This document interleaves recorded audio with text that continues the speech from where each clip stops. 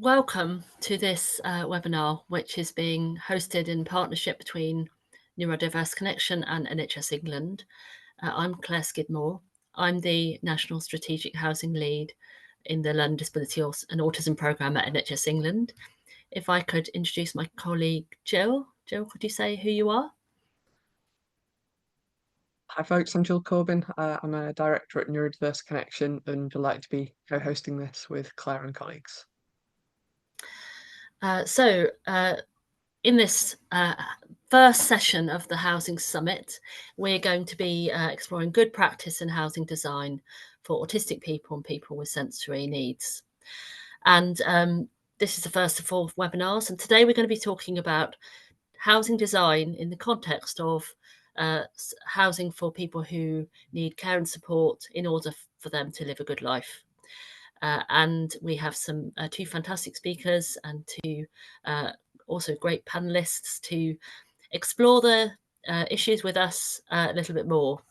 I've got a little bit of housekeeping, which I'll keep to a minimum, but Neurodiverse Connection are committed to promoting the use of neurodivergent affirming language. And there is a guide on the Neurodiverse Connection website, which you can find if you'd like to look at this. However, we can't guarantee, obviously on these webinars, that everyone's preferred language will always be used. So we'll do our best to support and remind people if needed. So I hope that everyone's understands that, and we'll hopefully have a really good conversation. I'm delighted to introduce our first speaker, Doreen Kelly. Doreen is the director of Beyond Limits. That's an organisation that supports people in highly personalised ways, often people who are coming back from institutional environments to take up their rightful place in the community. And so I'm happy to say over to you, Doreen.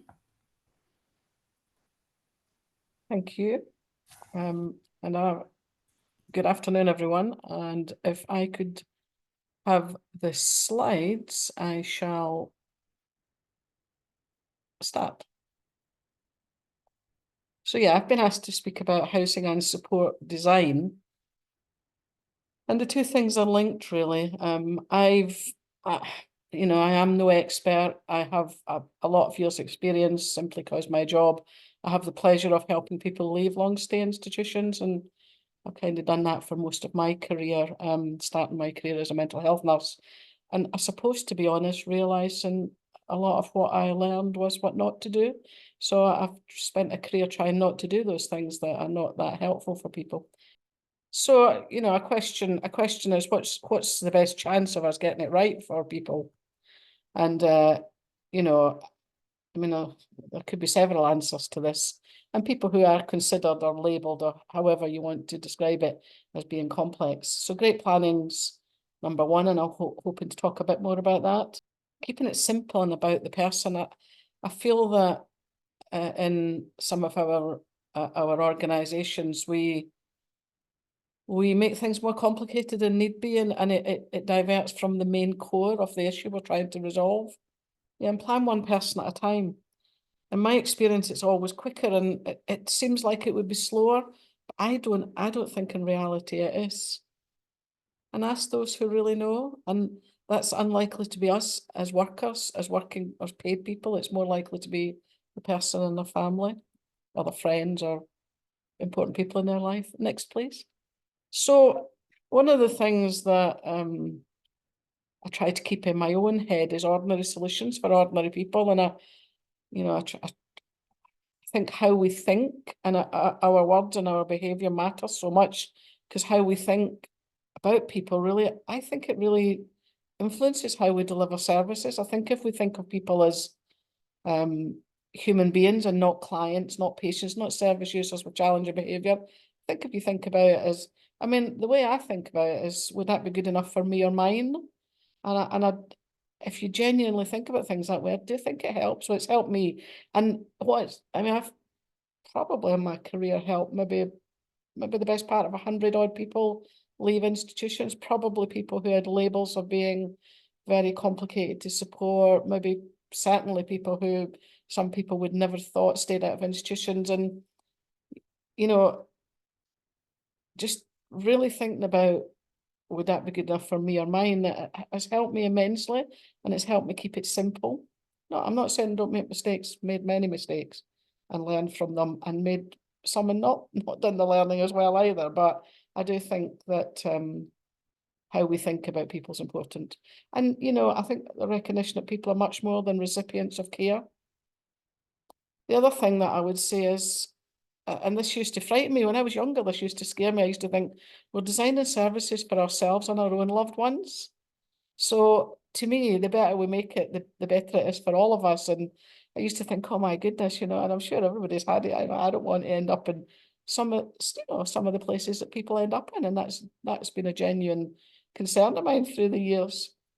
The other thing I would say about planning people's services or designing services, and that housing's part of that services, don't plan in deficits.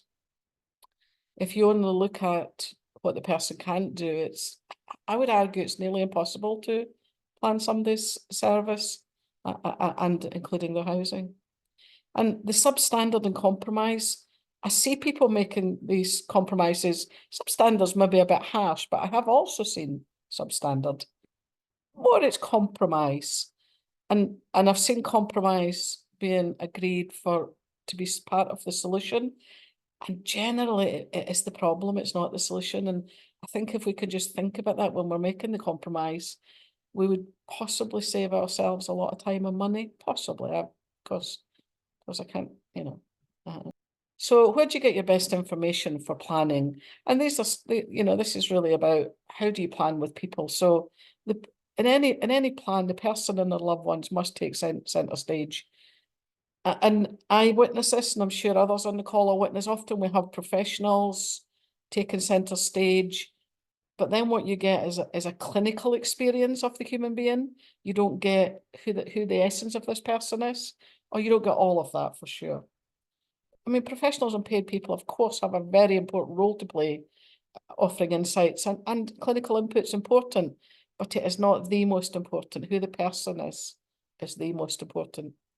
And some of the ways to find that out is get the person's story. When I do planning, when I do service design planning, I would call it, maybe spend 2 or 3 hours just getting the person's story. And sometimes that can be a little bit painful because people give their story to all sorts of people, but there's so many hints in the story about what's good for the person and what's not been, and so what to avoid and what to try and replicate.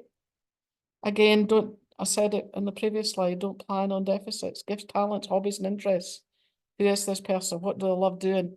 And, you know, I've had many examples of this, but I always remember one fella that I supported, and he had a label of being obsessed with lawnmowers, and he would watch them. I think it was the sound or the vibration, I'm not entirely sure.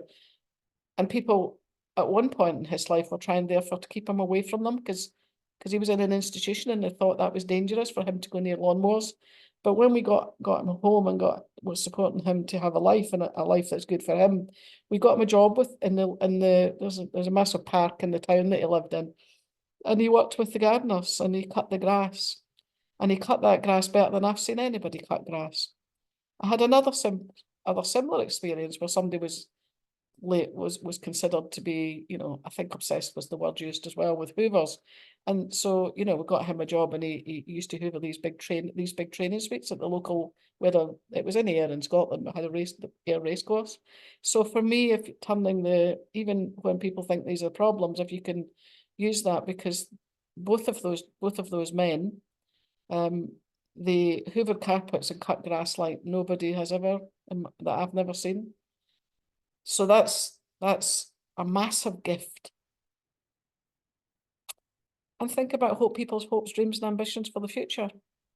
And I suspect they're unlikely to live in an institution. I suspect they're unlikely to live with half a dozen other people that I don't really know and that have got similar issues to me. I suspect when you do the planning, and having done a lot of that planning in terms of housing in particular, you know, we would get a lot of referrals from social workers and others saying, oh, these people know each other, they've been to school together, they've been in, you know, special school generally, living there, which is just another institution really, or they've been in hospitals together, and therefore we think they would do well living together. But when you really look at those two people as individuals, it's very seldom the case. And of all of those people, there was only two people in all of my history of doing this kind of planning that decided to share them. We had some family. We had a couple of twin brothers who lived next door to each other. We had another couple of brothers, well, a couple of brothers, two brothers who lived with each other. But other than that, we had two young women who decided to live together.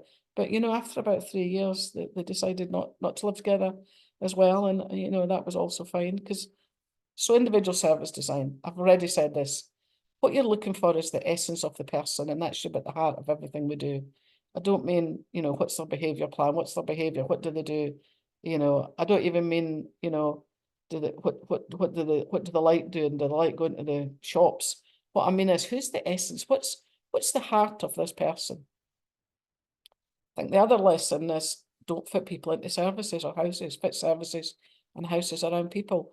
And that can appear to be a very long process, but actually, again, in my experience, I mean, I've done the group homes and I've done the co-living cluster, I've done all of that. I was saying to somebody earlier, but the process for doing that was always much longer than just getting somebody their own place and helping them move into an ordinary house. And I've said, don't plan in deficits. Some of the things that we need to think about: recruitment. What's going to make great staff people for this person? Who's worked well with them? Who's not worked well with? What's the qualities of those people? What's the, you know, who are those people that work well and don't work well? Who to employ, work towards, and who to work away from? What natural supports has the person got in their life? Because that's really important. Sometimes services do kind of isolate people from families, and I don't think that's at all healthy. And the right home, and some of that's one of the things we're talking about today. The right home is crucially important to a good service design. And I have made several mistakes in that respect in the past, and nearly had people ending up back in hospital because, and I'll share one of those as we go through this. And again, focusing gifts, strengths and passions, I've said that. So some important factors as far as I can see. Joint working, probably the one most important thing, and this is what a good service design planning day, if you get the right people in the room, will create good joint working, because if everybody's gone through the planning process with the person and everybody's on the same sheet at the end of that, everybody knows where they're working towards. And I think if you don't do some of that, and I have this vision of a football team trying to score a goal, and some people are running towards the goal, some are running to the left, some are running to the right, some are running backwards. If people are on the same page and everybody's going towards that goal, it's amazing what can happen. We can do anything, I would argue. Joint planning, I already talked about that. Working with the person, working with the family, the housing provider, health and social care, and other professionals, care provider. Thought I maybe said that twice there, but yeah, and any other relevant person, any person that knows the person that's going to get supported and has a positive view. I would kind of say people that love and care for the person. They're always are generally going to be able to give you some good information. Back to my question about ask the right people. I would suggest these are the right people in proportion. The family, the person, and the loved ones are the biggest proportion. But the rest of us, of course, are all very important people too. So this was my real example. This was one when I got it wrong. You know, this was some time ago, but we were working with somebody, and we're working with somebody, and you know, not labelling, but one could argue that they come from a working class background. And I think, in fairness, and by we, I mean, the multi-agency team, we probably judged the person and probably thought, oh, they'll be better off in an area where people live normal lives. So there was some issues in their family. There was some stuff that was going on that wasn't always helpful, or it appeared not always to be helpful. So we got this person, a place to live where people live more normal lives, if you like. Well, that's how I think we judged it at the time. But the person then didn't fit in, didn't understand this new world and what was expected of them. And the result was isolation, poor self-esteem, loss of familiarity. They weren't able to be all they could be because it wasn't the right environment for them. And I've said there, however, the opposite could also be the case. And to be honest, these factors are not always important, and good planning will tell you whether they are or not. And I just keep saying this thing, always think, who is the person? Yeah, I think I kind of already said this. Sometimes we think that we're solving the problem, but you know, there's a question in my head, are our current working practices causing some of the problems? Because we do have a bit of a stuck situation at the minute with getting services, with getting housing services. You know, there seems to be a real problems getting staffing, and I know that, you know, as a provider, we must get asked, you know, probably 50 times a week if we could support somebody, you know. And I think there is a bit of stuckness in the system, and I wonder if it's maybe because some of the ways we're working are not right, and maybe we're not being as individualized as we could be. Maybe try to solve one person's issue at a time would help us do it quicker. But again, I don't really know. It's a question. So things to think about when we're supporting people in their own homes, or any homes. But I would always argue that I have this thing about people having the right to their own home if they want their own home. If people want to live with somebody else or family, that's entirely up to them. But lots of people don't, and lots of people are, you know, like the rest of us. I mean, you know, wanting their own space. And I have this thing about, I think there's a bit of institutional discrimination to some extent. I'm not saying that to be rude to anybody, but because I always think about myself, and I think if I was moving house tomorrow, I don't suppose for 1 minute anybody would think I should go and live with another short Scottish person.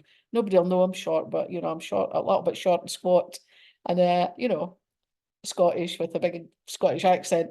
But you know, nobody would dream of labeling me in that way in terms of my housing needs. But we do it. It's the default position for people with disabilities, and I think it's important to say that. And you know, in terms of people's human rights, they do have a right to a home of their own and a family life and all those other things. And we should always have cognizance of that when we're planning services. I think the other thing about people's homes, we need to ensure that, I understand when staff are working with people in their home, they need to have some space, but it needs to remain a home and not a place of work.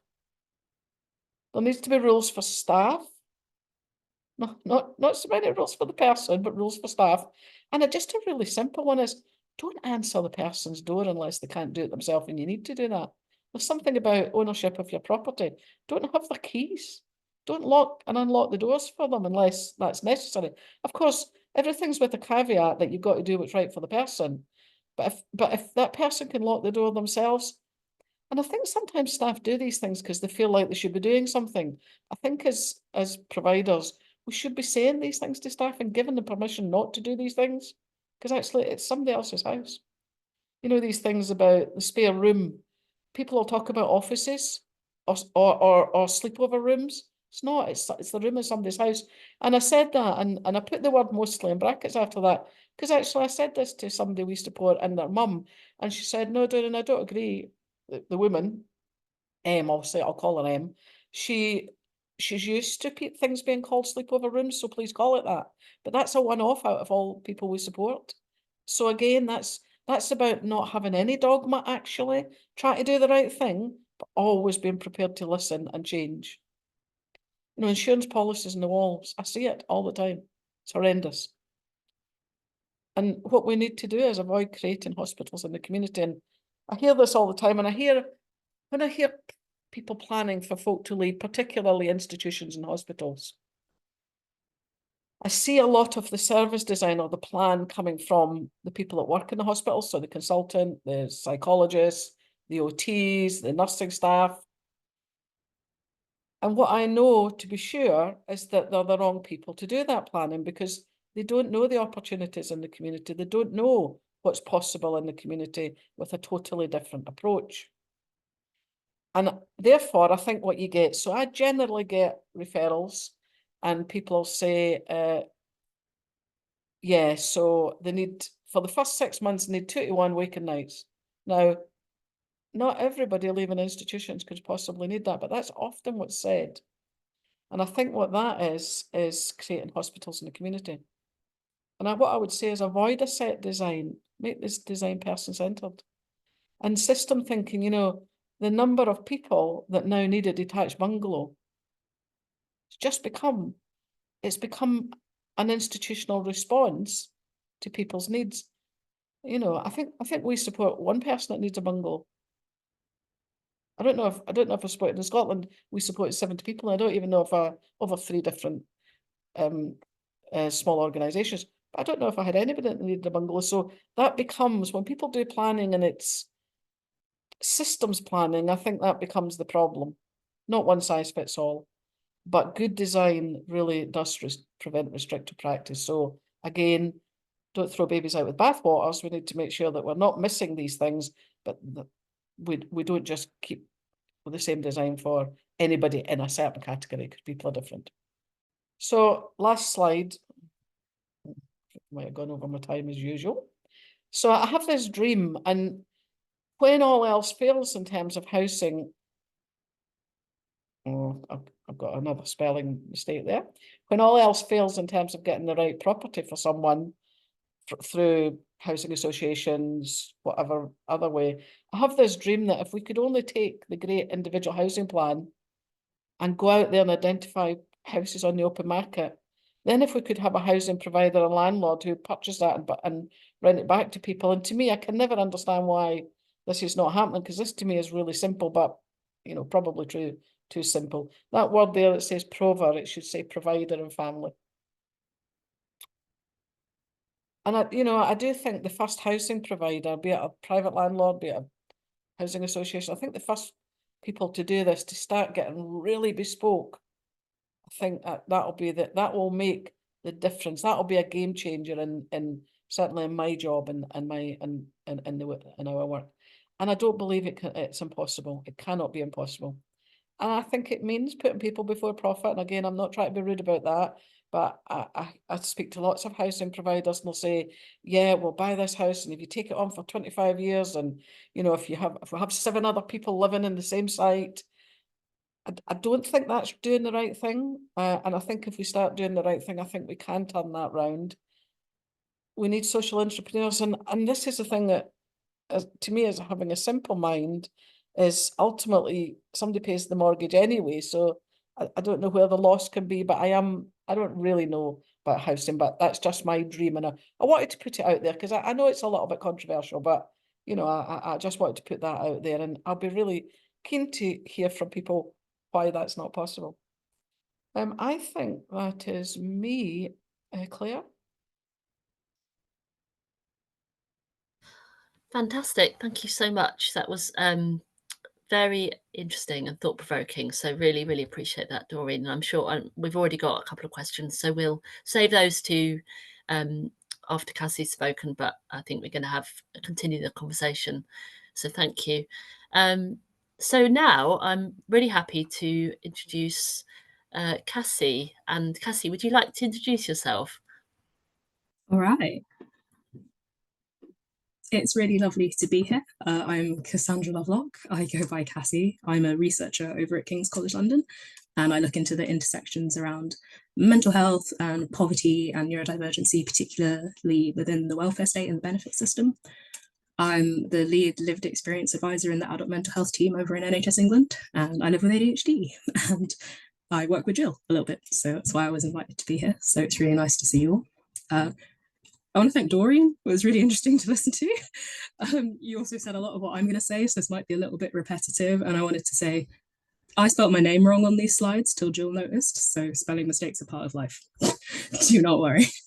So I'm hopefully going to give a slightly different perspective, drawing on my academic work and my research, but also drawing a little bit on my sister's story.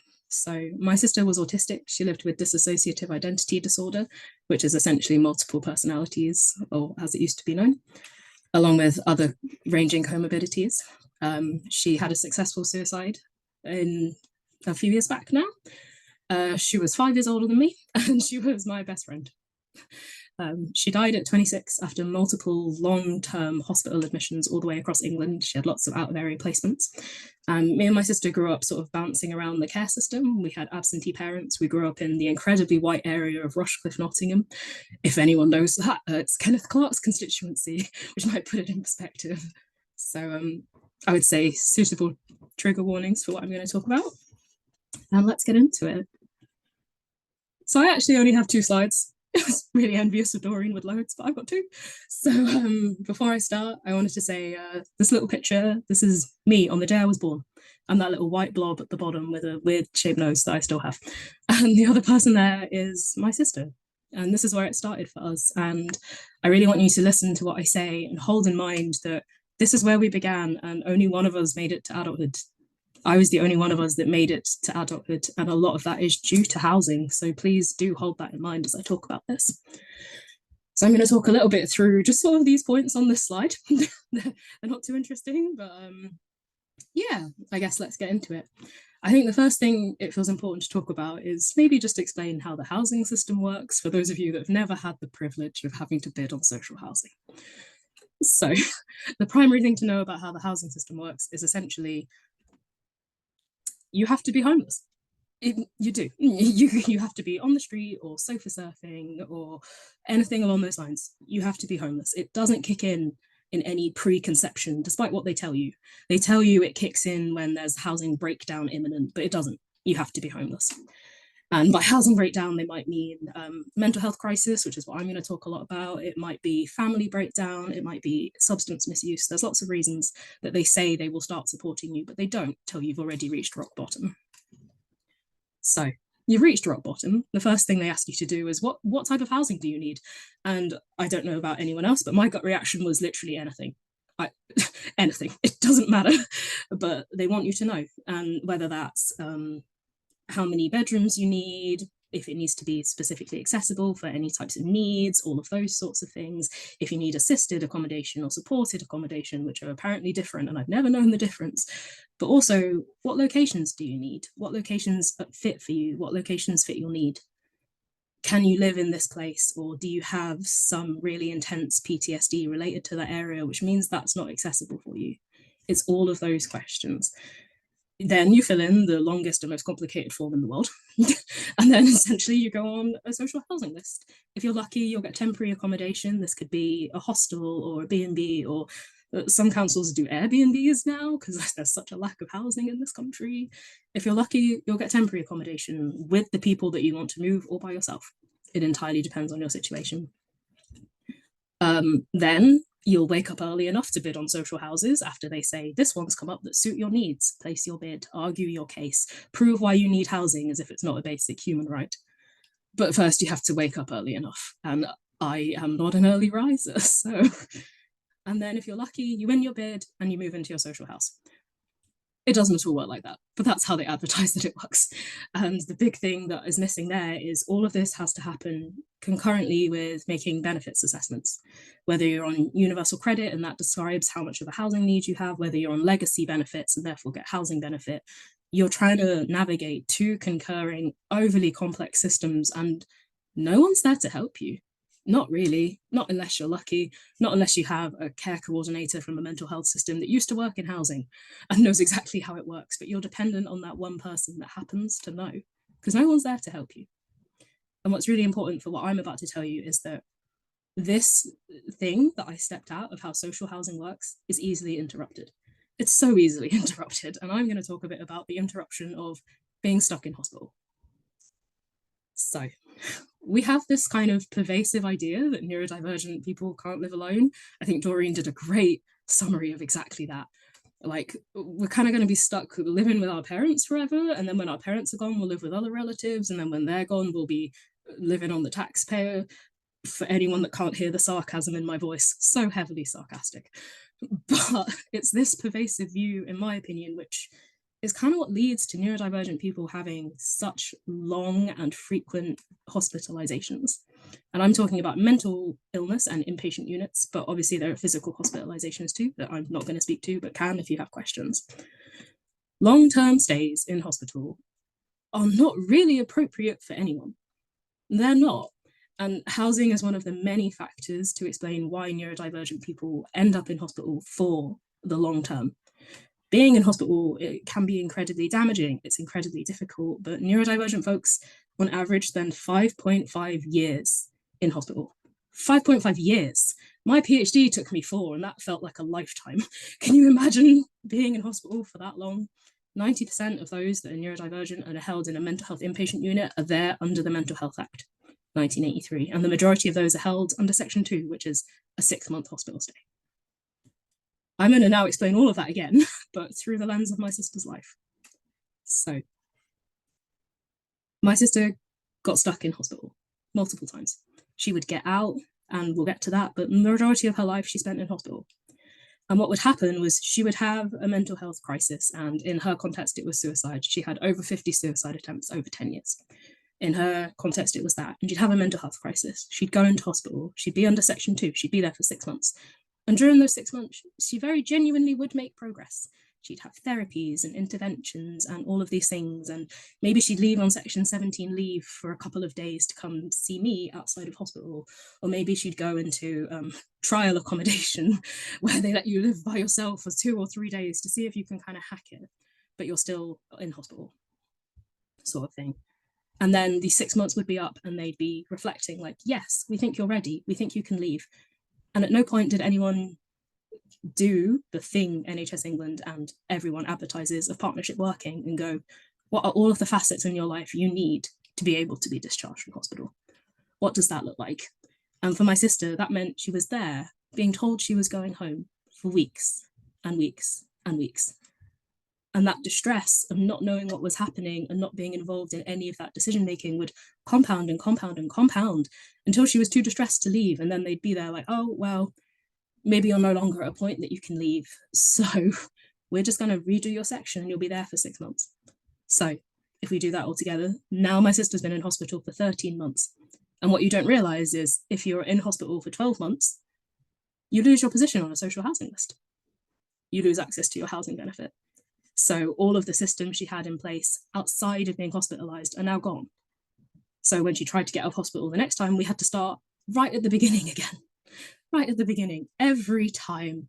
And maybe the next time my sister would leave hospital and she'd be there for 6 months, she'd start to get better. She'd leave the hospital into temporary accommodation. Great, but not really at all.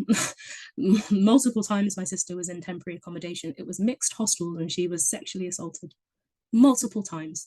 And what does that do? It causes you to have another mental health crisis. So you go back into hospital. Then you're back there again for another 6 months and hoping you don't lose your place on the housing list, but maybe you don't get out again. So you lose your place on the housing list. I hope you're all beginning to realize the pattern that we have people caught in because they cannot leave hospital.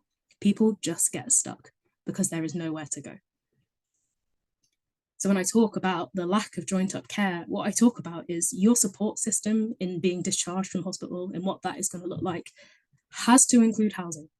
It has to. And right now there's conversations that have started in 2015, earlier than that, about this being a need. And it's still not done that much in practice. It still isn't. And that's the thing, right? The lack of actual housing that people can go into that is neurodivergent friendly is extremely limited. I've already talked about hostels, but Airbnbs equally are as insecure. Yes, you might not be sharing it with as many people, but I know in my academic data, I have so many people in my sample. It's 500 people long, it's massive, in my sample who really struggle to live in group accommodation because maybe they have ADHD and they really struggle to follow those rules or keep clean, or maybe they are autistic and there is no space for them to decompress and exist. And they really struggle in those spaces. And what does that do? It pushes you towards mental health crisis. Even if you're not in a crisis, it pushes you in that direction, and the people which treat you panic and put you in hospital because that's the only thing that they can do. I hope that makes sense. I'm just going to mention discharge planning a little bit more, in the sense of discharge planning needs to be inclusive of housing, but more than that, and as Doreen said, discharge from a long-term stay on a hospital ward needs to be inclusive of the person. It needs to be patient-led. We need to be giving people information on their rights, the authority to have their opinions be held as gospel because it is their life. We need to be including their social network, particularly when it's complex out of area placements. My sister died because they discharged her from hospital and they didn't do any of this. They discharged her without any of her care, without considering any of her housing, without considering where she would go once she wasn't in that hospital anymore. So she hung herself. Neurodivergent people are paying the price for how the fact housing is so not joined up in this system. And that is what everyone needs to understand. Right.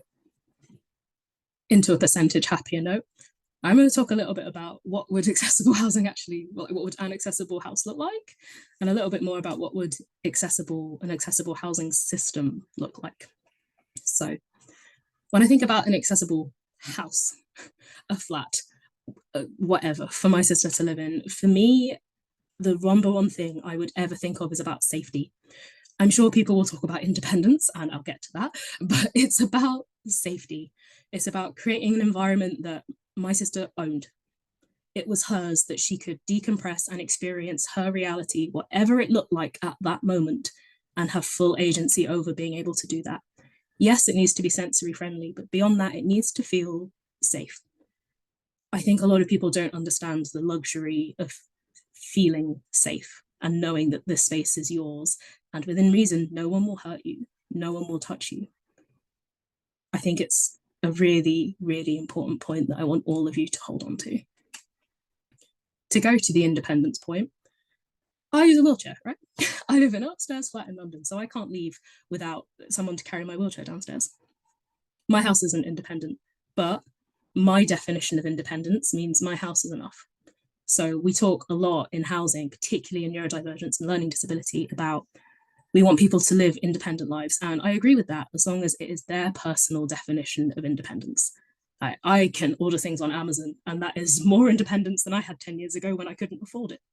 Independence is a fluctuating thing that we should all hold in mind, should be decided by that person and no one else.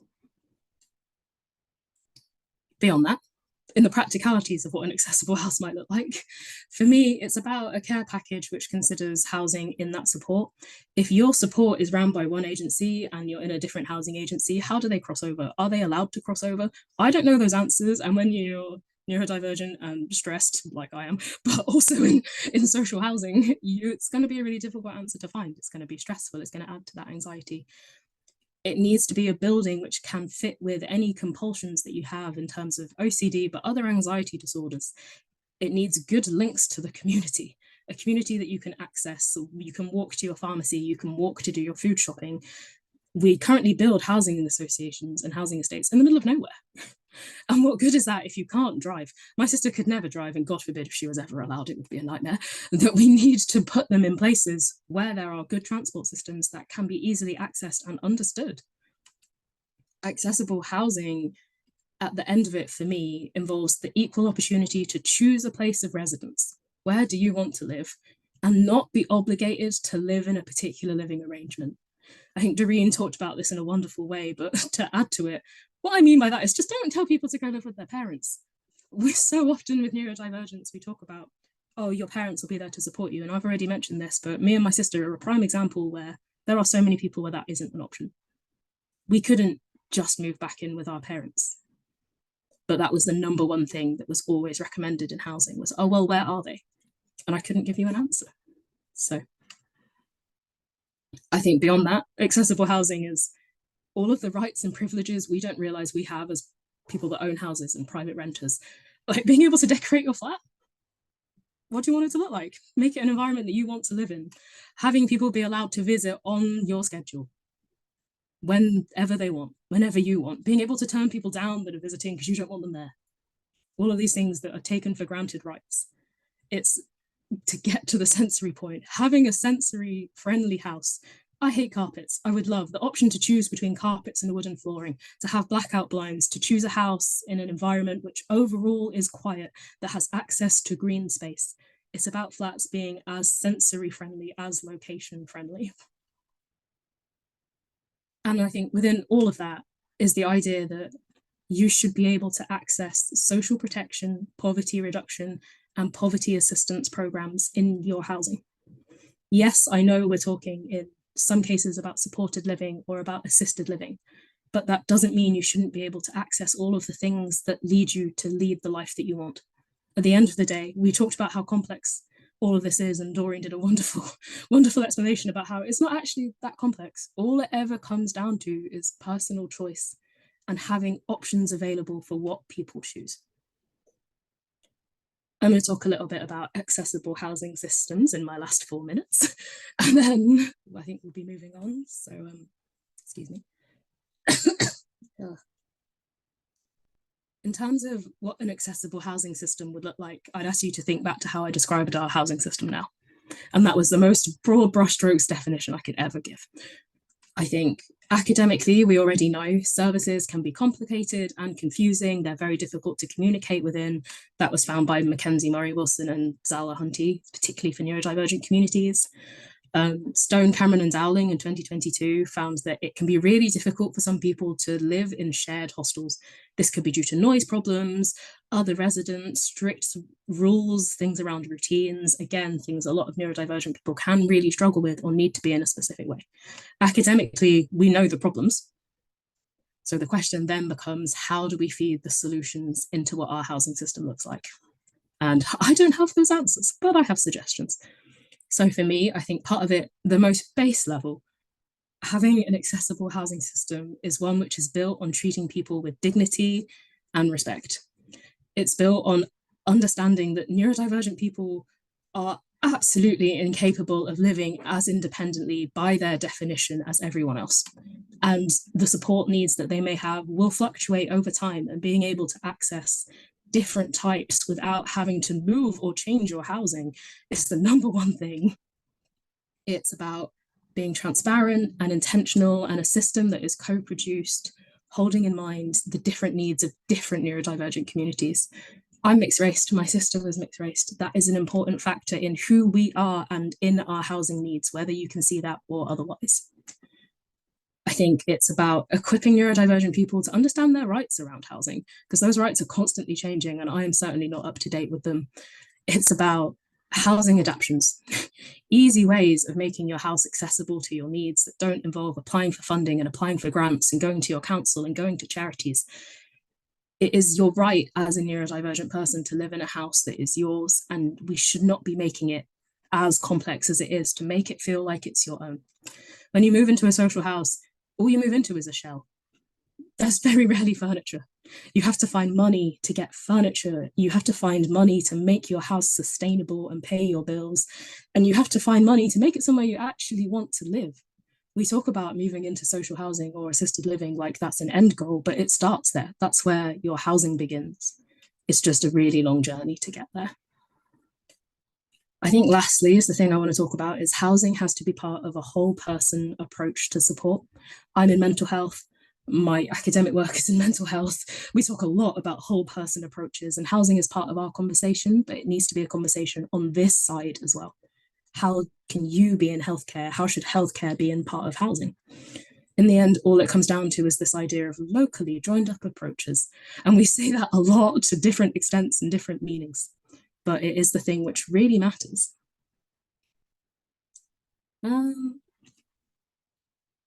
Yeah, I think I'd finish that by saying providing support and intervention for people on the verge of housing is the thing that they promise, and I've already said that. But actually doing that would have been life-changing. For me, it would have been life-changing for my sister.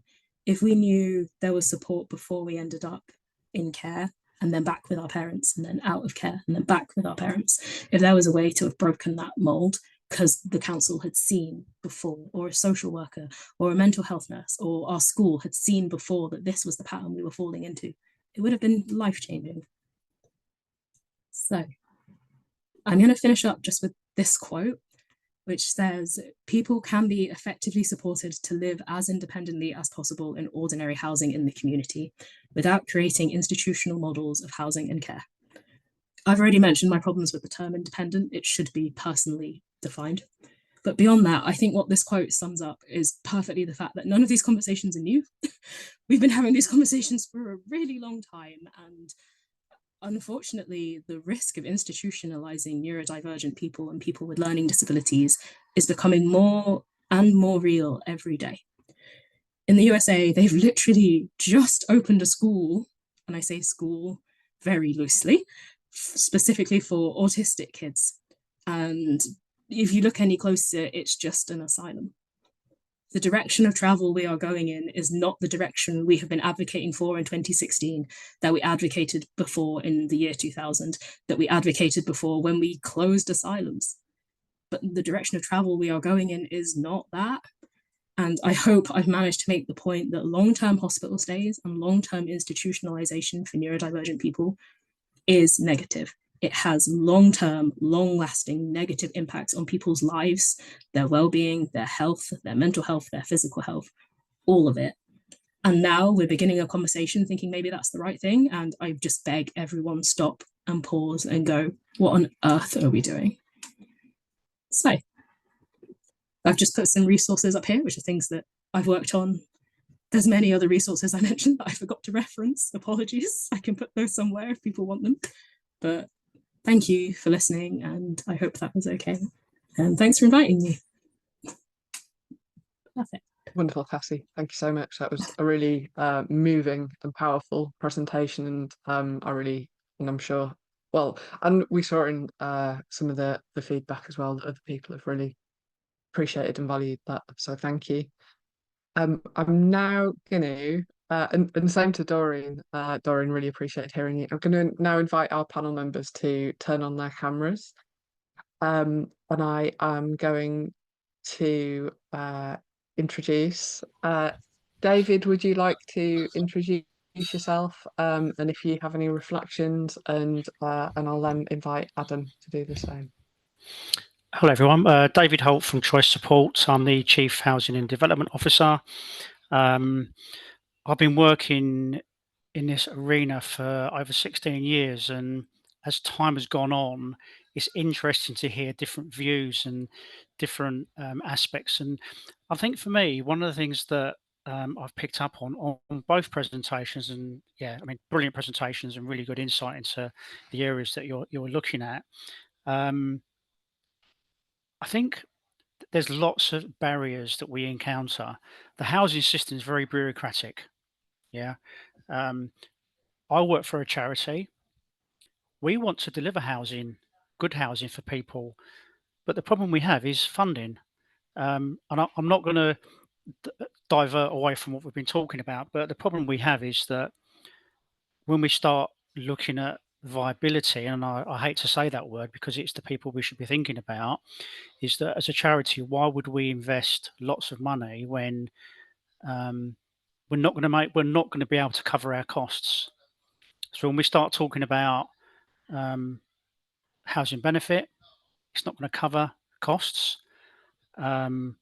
Why would we think about investing, millions of pounds when it's just simply not going to work? But just picking up on what Doreen was saying a minute ago, we've learned a lot of lessons in terms of our design. And I think you have to hold your hands up and say, actually, we didn't get this right. So you need to learn from those. And I think lots of people think, that they're the experts. And quite frankly, when I sort of attend these meetings, I say, look, I'm not the expert here, but let's work together to try and find a solution. And I think that's the key to it, working together to find those solutions. Listening to Cassie, the discharge and transition side of it is really, really important. And we've delivered a number of services where the discharge and transition program could take up to 12 months. That's fine. We know that's going to happen. But if it's going to make that project work, then you need to do it. You need to do it properly. So we're just about to deliver another project for a single person. Before even the contractors got onto site, the young lady who's going to be living now, she's going to come and visit. She's going to say, look, I want that wall painted pink. I want that wall painted blue. I want to do this. I want to do that. That's great. Let's get that out of the way now. Let's have that discussion before we hand that tenancy agreement over and they walk through the door and they go, I don't like it. We've failed, haven't we, straight away? So that collaboration and working with that person, the family, the specialists around them is really, really important. One of the big things that I would probably say is expectation. What I found is that there's this big expectation that the environment or that property is going to be the be all and end all, and it's not. There will be challenges, there will be issues that arise that especially if someone's been in an institution for 20 years, the expectation to come out and just live happily ever after is never going to happen, is it? So I think we have to expect that there are going to be some challenges that we need to think about. And for me, it's around having that flexible design to be able to make those changes very quickly and easily. And again, accessible, safety, ownership, all those bits and pieces do resonate. So it's really interesting to hear what Doreen and Cassie had to say. And again, it's as you said, Doreen, keep it simple. Just keep it simple. Don't overcomplicate it. Yeah, that's my reflection at the moment. So Thank you, David. There was a lot in there that I wanted to pick up on and ask about and invite others to reflect on, but I'm gonna hold that thought. And before I do, Adam, would you introduce yourself for us, and do you have any reflections? Hi, my name is Adam Russell. I am, what am I now? I'm a strategic commissioner in an integrated health and social care system. So in Torbay, where I work, we've been kind of end-to-end integrated between adult social care and the NHS for the last 20 years. My background is as a social worker, and I work as a strategic commissioner. So I occupy a really odd space as the kind of lefty liberal social worker I like to think I am, and the father of a neurodiverse child. Although having said that, I say child, he's 30 this year, and also the commissioner that I currently am, constantly juggling the often incompatible needs of the individual against the needs of the system. The constant battle between what my heart tells me is the right thing to do, steeped as I am in my background's largely learning disability, steeped in the values of valuing people, choice and control, people first, and I've lived and breathed that for this is now my 4th decade in adult social care. But also now I spend my days wrestling with what can the system deliver within the incredibly restricted resources that we have, and the many barriers that we create for ourselves. And can I just apologize? I'm in a noisy office, so there probably will be some background noise. But yeah, we're in all the systems that all the barriers that we create within the systems that we work with. And I was listening both to Doreen and to Cassandra. For me, if working in an integrated system that says an acute hospital can on a daily basis talk to an adult social care system, which many will say constitutes an unnatural act, then I think there is potential for housing to work effectively with social care and with health if we get the conversation right. And I also think there are some really simple solutions if we're only brave enough to take them as a system. So if I go back to and I think both Doreen and Cassandra raised this in slightly different ways. So that whole idea around choice and the fact that independence is highly personalized. There are routes to housing that if we're brave enough to take them and we think a bit laterally, the most empowering way to access housing is home ownership. If you can give people the resource to actually physically go out and buy their house and make a choice about where they're going to buy it, what street what sort of house they want, you entirely remove all the professionals from that system completely. It becomes, exactly the same choices that I expect to make when I go and buy a house.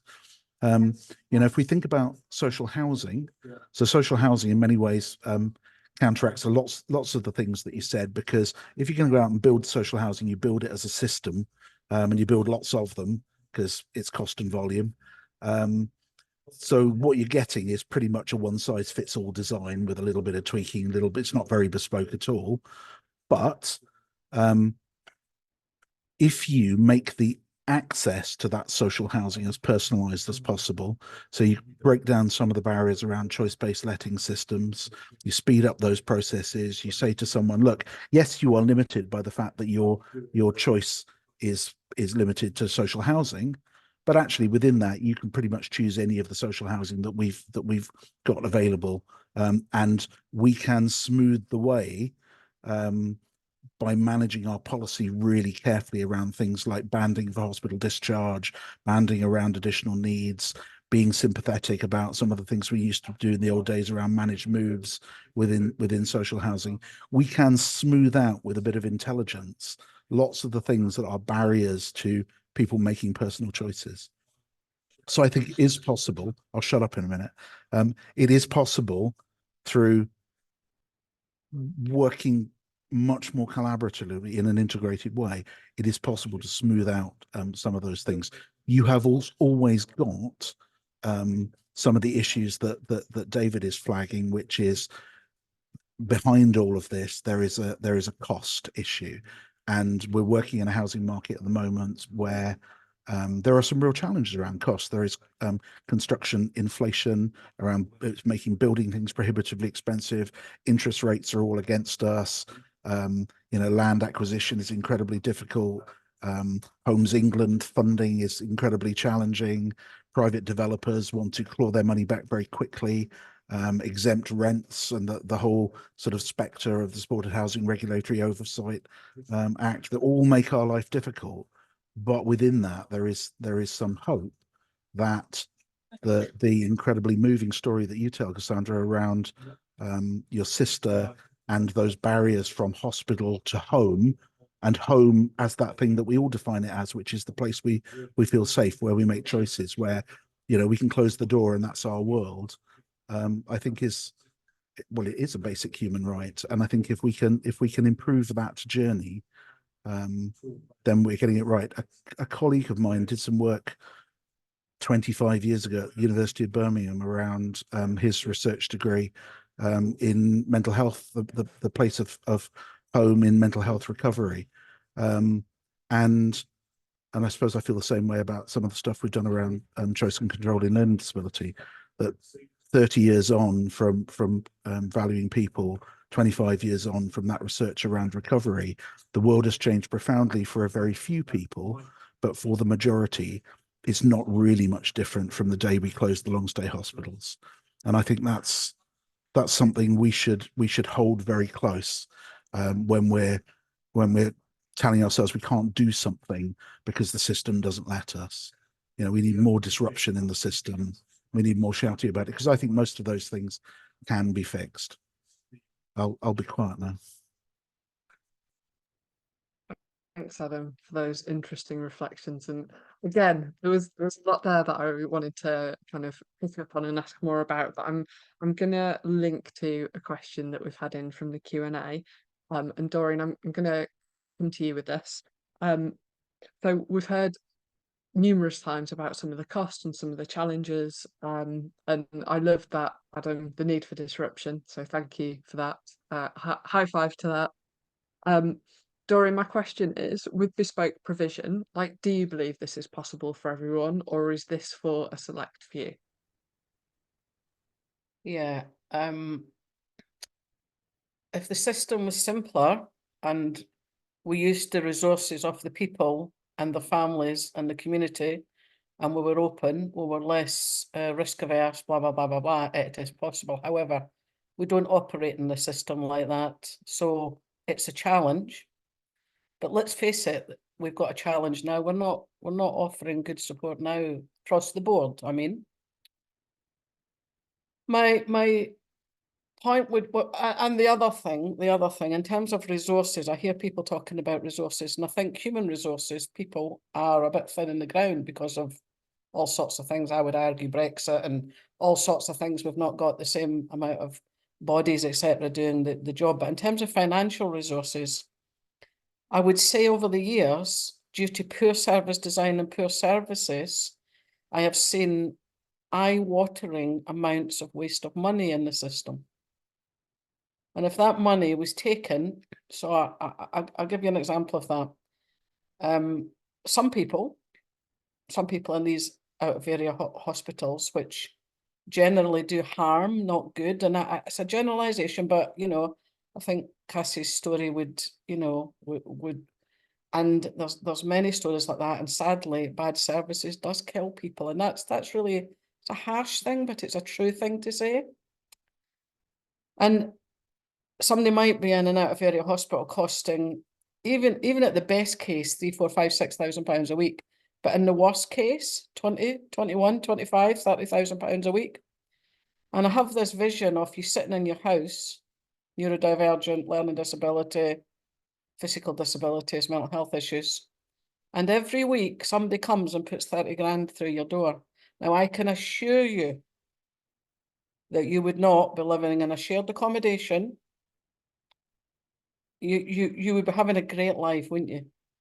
And that's why I love the stuff, Cassie, you were saying about earlier before we came on, about linking poverty to it, because a lot of it is about, and I don't mean poverty is one thing, and poverty is horrendous in this country, and we all know that, but people are impoverished from controlling the money, from designing their own service, for using the money in a way that makes sense. Because certainly a lot of the people we support, if they were given even the money we're paid to provide service, and it's a lot less than that, than your out of area placements, generally speaking, I think maybe all of the time. But even if people were encouraged to use that money well, and even within the system, there is a process for doing that, and it's called an individual service fund. So every person we support, them or the family, or even just a team of staff, depending on what the person wants and what the family want, sit with us every year and decide how their budget's going to be spent, and sit with us quarterly and look at how it is being spent or what's. So if we would do that and pass the common sense decisions to people who would make the decisions that the money would be, because I call money that's used for out of area placements, usually I would call it, I have a friend in Scotland who calls it misery money, and I agree with that. If we could use that to get people what makes sense for them and to help that person, whatever that is, as long as it's not illegal and not harming anybody else, now there's always going to be some rules. If we could allow people to use money to help them be all they can be, I think it is absolutely possible for everybody. But because we're not in a system that does that, we should start with those in the greatest needs. So those people who have got probably the biggest needs. Because for me, I could never, and I absolutely never have gotten people out of hospital and kept them out for years and years and years and years, despite what they needed to do to live their life and meet their needs. And sometimes that was not good for them. But without using money sensibly and having the person in the family and or the team at least being in control of that, dedicated and matched staff that the person chooses, and turning negatives into positives, like the two fellas that cut the grass, and and helping people get great lives. So people will say to me, and this is just a crazy way to think about it, people will say, oh, folk will be isolated if they live in their own homes. Well, yeah, they will be if they live in their own homes and have no family, they've no friends, and don't do anything with their time. But if, like the rest of us, they're getting a good service, it helps them be all they can be, they're not going to be lonely in their own house. So my answer, I mean, that was a long answer, but my short answer was, within the system we operate now, no, I don't think it's possible. But I do believe there is a way that we could work to make it possible. Thanks, Doreen. And And Adam, save I see you've lives. got a hand up. Do you wanna chip in on that? Can I say it's really unusual of me to put my hand up? I'm the world's greatest interrupter. I wear my ADHD very lightly, but yeah, interrupting is my superpower. I'm trying really hard to be disciplined. I was just really going to add again a sort of commissioner perspective to this, which is I genuinely believe now that the system as a whole has bit by bit created all the mechanisms to deliver exactly what Doreen is talking about. So if I applied this to myself, so I am the social worker's worst nightmare, being both demanding, knowing what I want, and being a social worker. So I know my way around the system. But ultimately, if I applied the rules to myself, I would say I want a direct payment. So I want control over the means to buy my own care and support, with as little interference as possible. Ideally, I'll take that with a premium for an external broker, so I don't have to have adult social care systems telling me exactly how I spend that money. I would do that in a local authority that takes the most liberal approach to direct payments, not the one that goes through your shopping list and says, you know, butter and jam. I don't think so.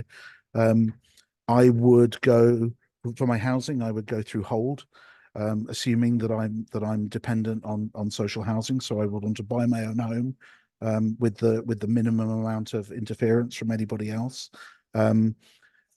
The arguments around things like, well, to get Hold, you've got to have a deposit and you've got to have the money for legal fees.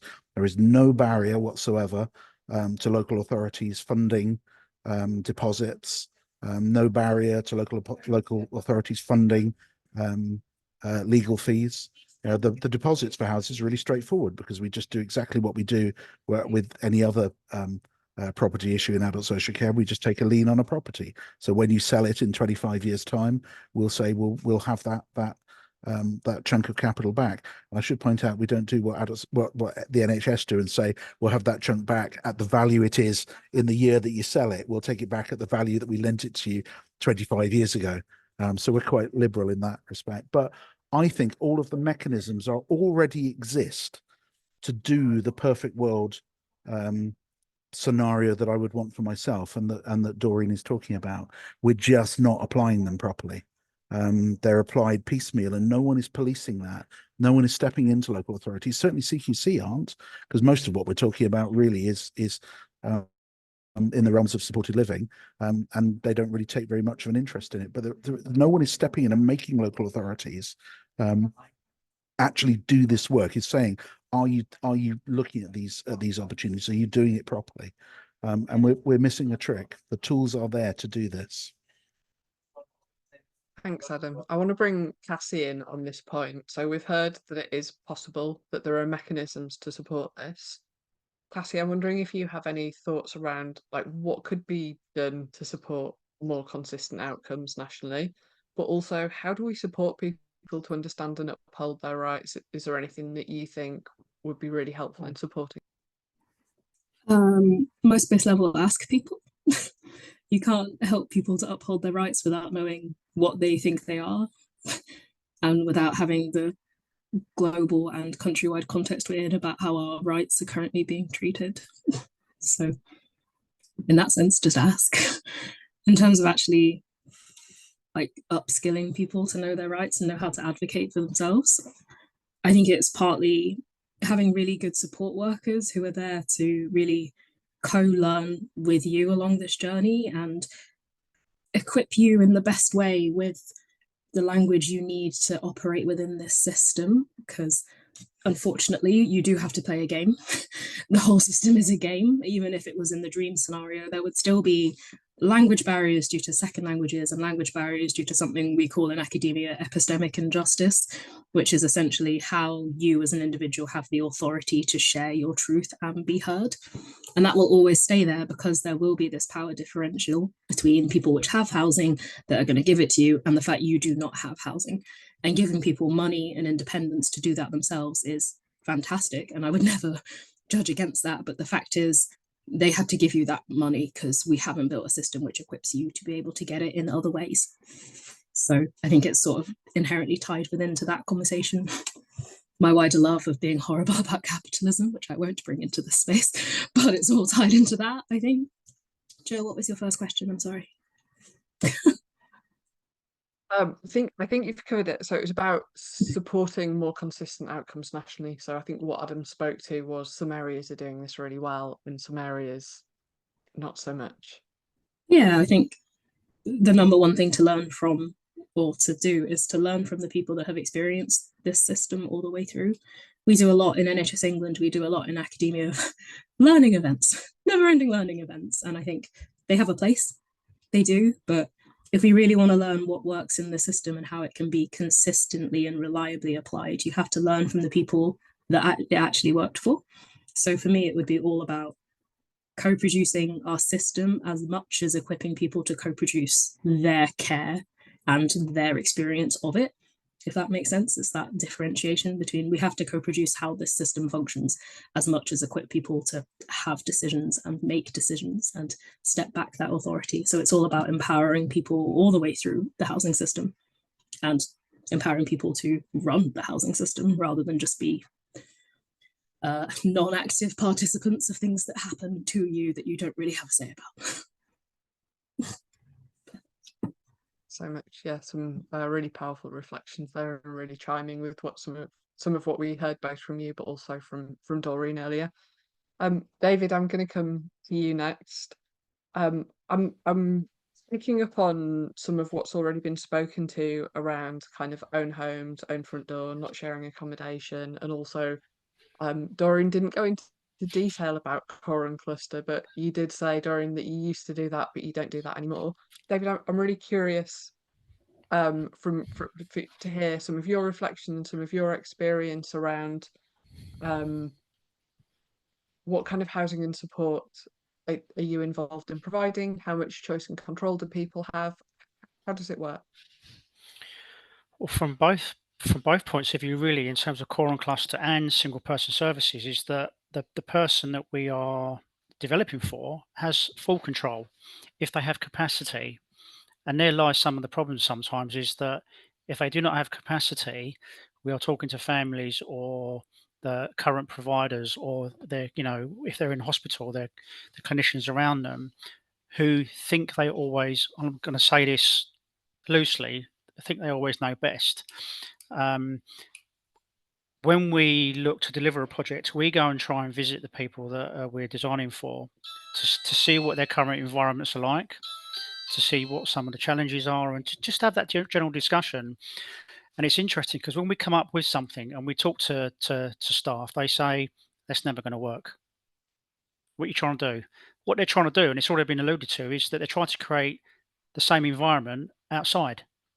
And that's not what we want to do. We don't want to deliver those institutions. We're trying to deliver something that's flexible, personal, and that's going to be their home for life.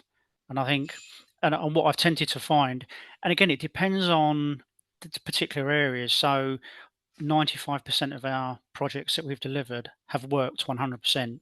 People live the full life. They're going out in the community. Their behaviours have changed for the better. That's not to say they won't change in the future, but then we have a very small minority where it hasn't worked, and we're learning from that, because I think that what we're not doing is working. We need to work more closely with a support provider. And that's what we tend to do. So when we sort of sit back, let the provider get on with what it needs to do, we just make sure the rent's coming in. That's not what we should be doing. We should be having a better working relationship to find out what other things can we do to help that person in that environment. Other things we can do to enhance their experience, to maintain a longer living experience. So I think core and cluster can work, and so do single person services. The only thing that I would say is that, which is what I'm being told, in a core and cluster situation, because you have such a big staff team, you can have a better rota, so you're going to get less staff burnout, whereas a single person services, you're going to get more staff burnout because you've got a smaller team. They're the sorts of things that I'm being sort of challenged around, I suppose, is from a better word. Thanks so much, David. I have some reflections on that, but I'm extraordinarily curious to hear Doreen's reflections. Doreen, do you want to come in on that and maybe share some of your experience about, do teams working around an individual tend to have higher burnout? Yeah. They do it if the culture in the organisation is a bit more institutionalised. When it's a really person-centred culture, they absolutely improve the burnout. I mean, burnout just sounds so terrible. It sounds like people are doing really bad things to us, and if you've got equal human connections, and if you match the team right, you don't get anywhere near as much burnout. I can understand, David, what you're saying, because I think when you do work in things like core and clusters, you do have a big staff team, and there's the side to that is that it would appear that you have more burnout, but that's possibly because you have more institutionalization, and it's really difficult, I think. So this was my learning about core and cluster, and I'm going back I haven't thought core and cluster was the right thing to do since I tried it, and several times around about the 90s, the early 90s, and what I found was it just eventually just becomes like group homes.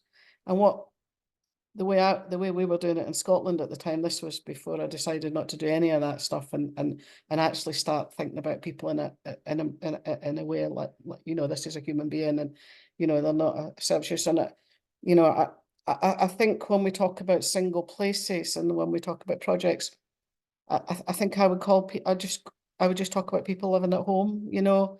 So I think there's stuff about these things. I'm not being critical, David. I'm just giving my reflections really, but I know you will. I know that's the feedback you will be getting, but I think it's within that context of mindset that's about these people living this project. Do you know what I'm saying? Whereas if people are just living in their own homes, I do think people think differently about that.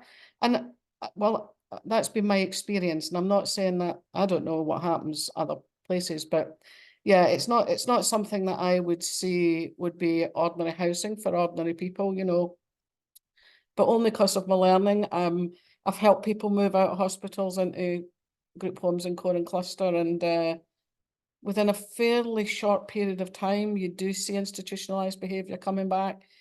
You see people learning from each other. I mean, I suppose it's like that. We all are a product of our environment, and if you only live and hang out with other people with who have got, you know, who have got extra needs or special needs or whatever, however you want to describe it, then you're not getting that diversity of life. So, you know, yeah, I mean, I probably, you know, I don't have a lot of time for group homes, and I don't have a lot of time for core and clusters for those reasons, but that doesn't mean that might mean that I was doing them the wrong way, or it might have been so many years ago they were different. But no, you know, I would unpick some of that as well. But sorry, David, I'm genuinely not trying to say anything wrong about what you do. I'm just saying that's genuinely my experience of them.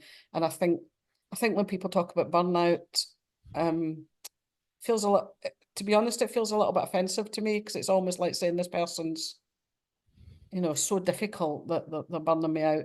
And I think if we help staff have a more equal relationship, I mean, we've got people who have worked with folk for, you know, many years, and I mean, they're outstandingly beautiful relationships that people have got within the context of professionalism, of course, you know. So yeah, sorry, David, it's a bit of a challenge, but it's just genuinely my experience, you know.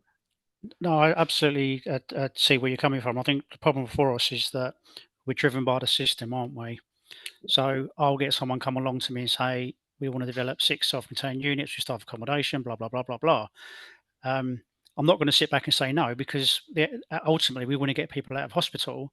And then, you know, someone will come to me and say, I want, you know, to develop something for one person. So it's having that balance, isn't it? You know, I'm definitely not going to say no to a core and cluster, but I think for me, it's around the design. I'm not suggesting you put someone in a block. It's how you design something that could look right and work right for people. And we've done it. It's worked, you know. But I absolutely understand where you're coming from. Thanks, David. Adam, I appreciate your patience and your hand raising. Would you like to come in on this? I'll try and be really quick, because I'm not really answering the question. It's slightly oblique answer, which is really to do with my sort of concerns and interests around clustering. So I can take the view. My default is the right thing to do, the perfect thing to do, if we can, is to give people the maximum amount of choice. As a commissioner, I'm really live to the idea that I have a growing demand, and I have reasonably limited resources in which to meet that demand.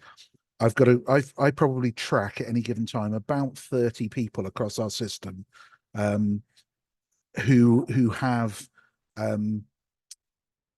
whose needs, and I use needs as a term in terms of the housing needs, their needs for care and support, their needs to live an ordinary life in the community, their needs as a human being, require multiple organizations working together to deliver them.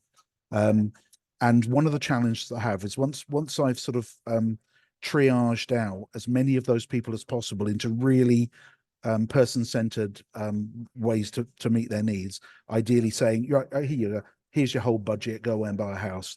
You know, we've tweaked the social housing register, and you're top of the list, go and bid for the property that interests you. Once I've effectively got rid of all of those people, I've triaged them from my kind of list of burning platforms in any given week. I'm left with a very small group of individuals whose needs require some kind of bespoke solution, and generally that is to do with I'm never quite sure of the language here, but generally it's people whose needs relate to the way that they interact with their built environment. So people who are essentially express themselves through damaging the environment that they're living in, and that's a repeated pattern. And I fully understand that if you get the built environment right, you can support people to extinguish lots of those behaviors and replace them with more positive ways of living. But what we've learned over the years is that retrofitting street properties is incredibly expensive and has limited success. And for that very small group of individuals, a bespoke solution, generally a new build solution, generally is the best one. But it is very slow and it's very expensive.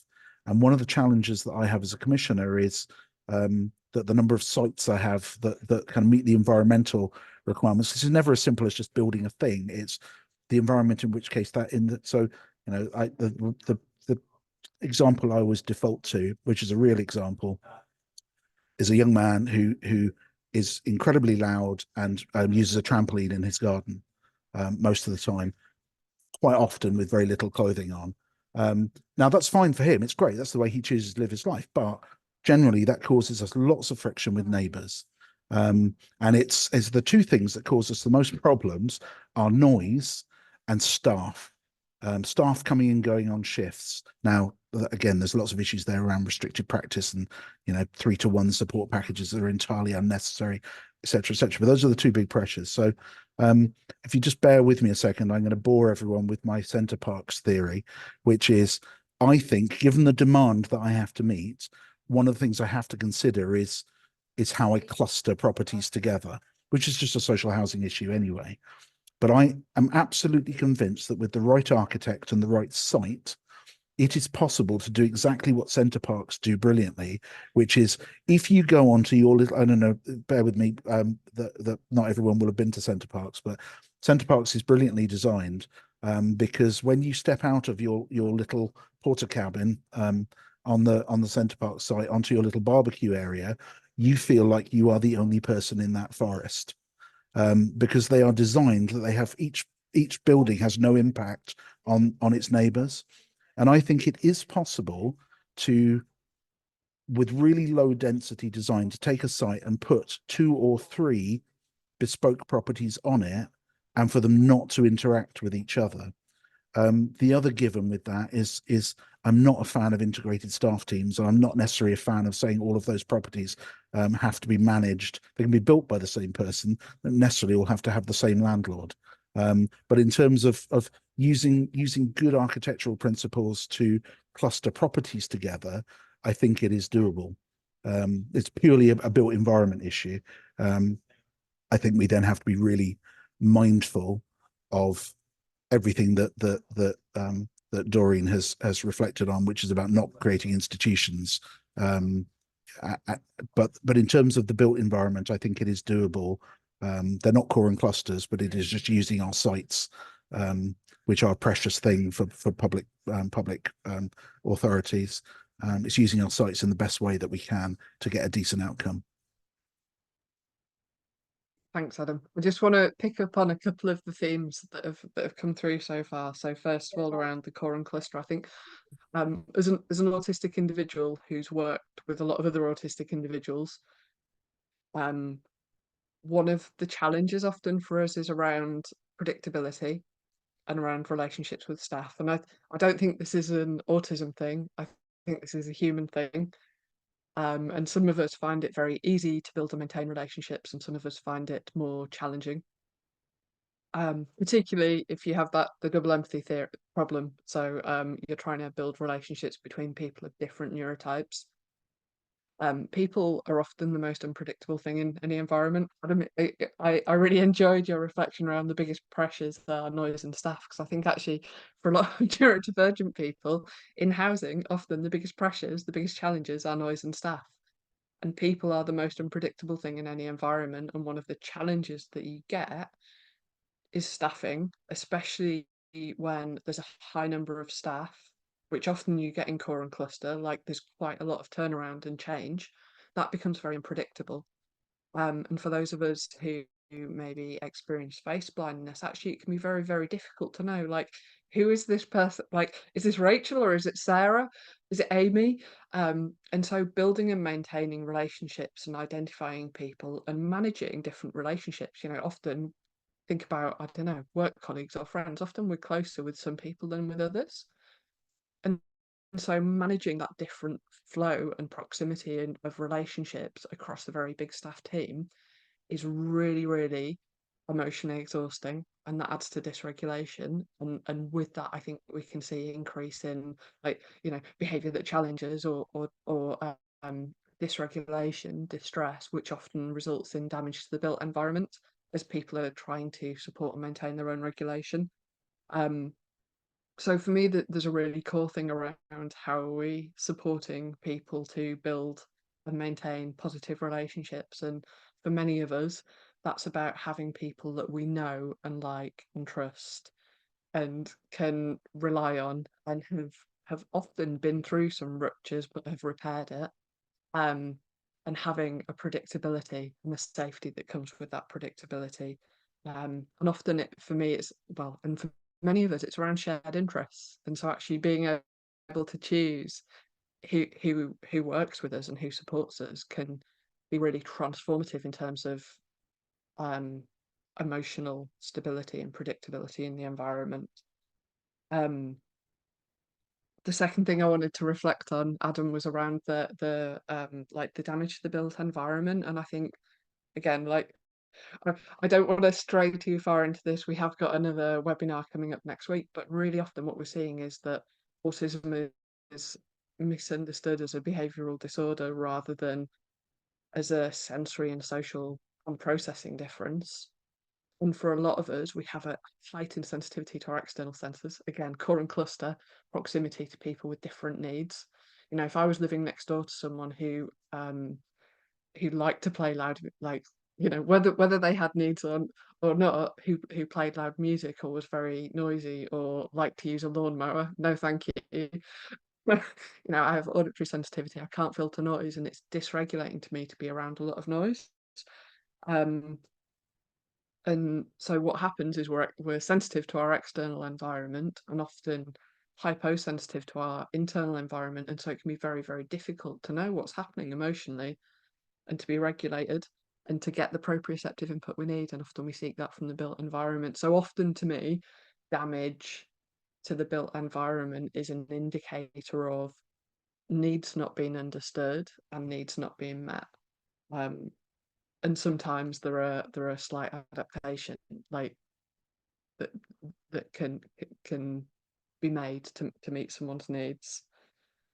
Anyway, I won't hold the court anymore. But we had a question come in earlier, and I'm gonna invite anyone to come in on this. So the question was, do you have any practical tips that might help people challenge over specification during the discharge planning?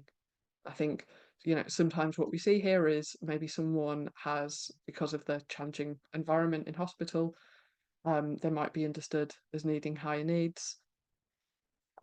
Sometimes risk isn't understood in my experience, and so there's this over specification, often in terms of staff, but perhaps also in terms of the built environment. Doreen, I see you nodding, and I wonder if you want to reflect on that. Yeah, again, I would say it's about context. It's about some of the stuff I talked about at the top of my presentation. It's about how we think about people, how we see them, how we view them. Now, somebody's in hospital. I remember I'm a mental health nurse. I worked in hospital. I learned everything not to do when I worked in a hospital. And when I can remember being in hospital and thinking when people were leaving, God, how's that person ever going to cope? That was because of my context. It was because of my perception. It was because of where I was working with people. And I think that's why they do it. But the fundamental issue is that they're the wrong people to be making the decision. It's like if I'm going to move house tomorrow, there's no way in the world I'd ever go to my GP and ask him to comment and make any decisions about where I'm going to live or who I'm going to live with, you know. So to me, it's the same thing. It's about why would your doctor or why would your nurse or why would your your OT can help you make decisions about housing, but why would they be making a decision about what your house should look like? Why would they be making the decision about the kind of people that should support you? Because they have a totally different context to living life with a person in the community, living life, ordinary life with a person. So I think the system's just a bit wrong in that front. But there is another. Again, I'm going to be marginally cynical here. Some of the people that's making decisions about whether folk leave hospital or whether they do or they don't, or how difficult it can be, sometimes are earning, a lot of money out that person being in hospital. And again, I'm not casting aspersions, but I do think these things actually need to be said.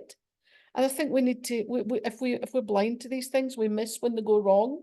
I do think that's some of the reason. I think mostly it's people in their roles who see people reacting to the environment that's blind to the doctor or the nurse or the OT because they go to work, they've got the pals at work, they have an ordinary life at work, but the people living in hospitals don't have an ordinary life at work, so they're reacting to that and doing things that like I say, it's not really that good for them. But any one of us in this room today, or any one of us in the whole webinar, if we were in a situation that we were living in a place, now I kind of do this little game with people. I always say, imagine you're in a place where things are happening that you really don't like. And then I think, well, what would you be doing? And, if you think about that, you're probably going to be cussing, swearing, getting annoyed, getting angry. And then I'll say, well, what about if you're there for a week? What about if you're there for a month? What about if you're there for a year? How are you? And if you think about that, every one of us would react in the same way. And what I can't understand is why, as human beings, because if you switch the roles, it would be exactly the same. So if you took me into a hospital as a service provider and put me in there as a patient, I suspect I'd be worse than most of the patients in the hospital, frankly. So it's that context that's missing. It's the genuine understanding. It's the not being able to walk in people's shoes and not knowing who they are and what their life is ordinarily like, only knowing them in the most difficult part of their life. So to cut a long story short, it's the wrong people to make those kind of decisions. 3, 4, 5, 6, 71, that's just crazy. That's no respect for a human being, saying that you're so difficult. You need 3, 4, 5, 6, 71. I can't get away with that at all. So I think it's context, and it's how we think about people, and it's back to about forgetting that as soon as somebody gets a label and as soon as they become a patient or a service user, I think we see them differently. And it's like Adam, you've got a son who's got autism. And I suspect, because I've been in this position, I suspect when you try to get services from even the organisation that you work in, they probably want to give you them in a different way than you and your son want them. Therein lies the problem. So it really is how and it's what stories we build up in their own head. These people need this, this is what they need. And because I don't think anybody does that out of really bad reasons. I don't think people are being bad by saying that. I think they think they're helping. But is it helpful or is it the problem? I would suggest many times it's the problem. Thanks, Doreen. Go on, Adam. I was just going to add to that by saying I think generally, and I'm on my 6th adult social care system over the last 35 years. I think generally we have an utterly appalling and slightly perverse attitude to risk in health and social care systems. So we demonize risk horrifically. I'll just use my children as an example. I'm the parent of 2 adult sons, and I kind of regard the fact that I've done fairly well to get them to adulthood with all their fingers. So if I think of the risks that I have endured as a parent over the years, having a neurodiverse, high functioning neurodiverse son, I have been through all the arrest issues. I've been through all of the drug misuse issues. I've been through all of the learning to drive. That was a great one. I mean, he has the worst driving record of anyone on the British roads. My youngest son is a special forces soldier, so has basically chosen the life of the maximum level of risk that you can possibly endure. And if I apply that to how we think about, so if I think about the risk that I live with as a parent, and kind of normalize and live with, and I've got my children to adulthood, and they function, and they're fairly marvelous adults. But we don't apply any of that to our professional attitude to risk. We compound risk aversion layer upon layer upon layer until it's frankly bizarre. That we use systems and all excuse each other constantly without challenge in the way that we try and engineer risk out of the system. And we'll use things like liability and what if it all went wrong? Well, things go wrong all the time. But actually, you have to enable people to live ordinary lives, and ordinary lives are fraught with risk. And Cassie, if I can kind of reflect on your sister, that was the result of a system that was trying to engineer risk out, and all it did was create layer upon layer upon layer of risk that ultimately had a horrific consequence. And so we can't argue that their attitude to risk is having good results. Actually, it's just restricting people and robbing them of the right to an ordinary life. So it does feel like that the answer to the question is systemically we have to take a different attitude to risk. Thanks, Adam. I'm seeing a lot of nods. Cassie, would you like to reflect on that?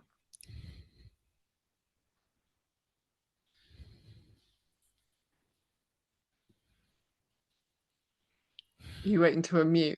I don't know why it takes so long, but it always does. Yeah, I completely agree with that. I think there's some work being done over in NHS England at the moment, in part of my role, about how we approach risk and how we need to think about it differently and what is it going to look like. And there's such a hesitancy among particularly psychiatry and clinicians and that sort of sense around moving away from risk, because it's the only way they know how to quantify people's behaviors. So I think you're completely right. And I think the change in how we judge risk has to be, well, it's just a lot more embedded and a lot more complex and a lot more across just systems. I know you're a social worker by background, you're based in housing, but like I'm in mental health and we have the exact same issue. The exact same problem is it's all about risk and risk management and those sorts of things. So part of it's that. I think for me to answer the question, what we really need to do is, I agree very much with Doreen in terms of we're letting the wrong people make the decisions around what people's housing will look like. For me, it's all about this idea of parity of knowledge. We talk a lot about parity of esteem in mental health, which is the same treatment that physical health gets and mental health should get. And parity of knowledge is that, but in sense of different people's knowledge types and where they've grown and how they understand these situations, whether it's tacit knowledge or learned knowledge or clinical knowledge or lived experience knowledge, all need to be held in the same respect. And right now, to agree with Doreen, we are letting clinicians, we're letting social workers, we're letting professionals make these decisions for people because we haven't given parity and respect to those people's knowledge. We don't let people decide what is best for them because we think we know better. And I say we in the very royal sense of, I imagine the majority of people in this webinar work in this system. I work in this system. I put my hands up and say, we think we know better because that's how we are socialized. That's how we learn. That's how we're equipped. And that's how society judges it. So for me, the thing we need to do is break that apart. We need to give people, not even give, because that implies the same thing that we're in that authority, but People need to be able to share their experience and share what they need. And we have to trust that. We have to trust it because they know themselves best. And equally, we have to sit here and go, you're being discharged from a long stay in hospital. Maybe you've been here 20, 30 years. People are in hospital for a really long time. The world outside is different. We can give you an understanding of what that looks like, and you can judge what would work. And as a system, we have to sit there and go, okay, we'll put in place what you want. And if that doesn't work, we'll come back to it in a few months. You don't have to get it right the first time, but we have such a, particularly in NHS England, we have such an obsession with getting it right the first time. Right care, right person, right this, right that. And it's okay to get it wrong the first time, as long as we've listened to the person who is trialing out their needs and trialing out living outside of hospital, and 4 months later can go, actually, no, this doesn't work for me. Can we reflect on this? If we can build a system where we've built that in, then the right people are making the right decisions about where people should be housed, in my opinion. Thanks, Cassie. David, did you want to come in on this? Yeah, I think Cassie's probably hit the nail on the head, because as she was talking, I was writing things down, and I think we have to accept the fact that we're not always going to get it right. You know, it's impossible. This, if we got it right the first time, we'd all be millionaires, wouldn't we? Come on, let's accept the fact. I think the thing is, we need to learn from those things that go wrong. But the biggest one, I think, for everyone, probably people in this discussion, is when it does go wrong, and I hate to say this, is that who pays for it? And it always, unfortunately, always comes back to the finances, because, yeah, for us as a charity, we don't have the money to correct things that may go drastically wrong. We want to try and make it right. But again, maybe it comes back to that situation of having that discussion first, visiting that person, talking to families, talking to people. I mean, we tried to deliver a project pre-COVID, and I was working very closely with the mum and dad, and we looked at properties, and we found the right one for him, for this young guy, and it was the clinicians that actually stopped it. For me, they couldn't see the vision, they couldn't see what it would do for this person, and that was the barrier for us. You know, everyone, 99.9% of us, agreed that it would be right for this young guy, but the clinicians had the last say, and that their voice was too powerful, and I don't think that was right. They didn't work with us, they didn't work in collaboration, they worked in isolation. Nope, it's not going to work, and it never happened. Poor guy, he's still in hospital. So I think, for me, what I would have liked to have said to those clinicians, let it go wrong. It will go wrong. Let it go wrong. Don't be frightened to take that risk. And we can then learn from that, and hopefully we can deal with that. And I'm convinced he'll be living in his home now, and he'll be a different person, but unfortunately he isn't. So Thanks, David. I'm wondering, Cassie, Doreen, Adam, would any of you like to come in and reflect on that?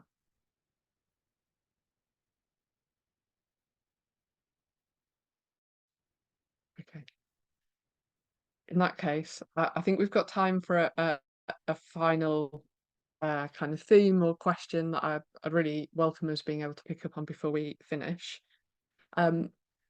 And I think we've touched on this a little bit. I'm curious to hear a more explicit reflection around whether the joining of housing and support, so one provider providing both the housing and the support, like does that help or does that hinder? So for example, does that help move things on and, yeah, I don't know, get people out of hospital, get people into their own homes? Or does that mean that somebody doesn't have choice and control, and if they have a rupture with their service provider, they also lose their home? Adam. I was throwing my hand in there because I have really trenchant views on this, and this comes from my background as a social worker. It comes from choice and control. It comes from bitter experience.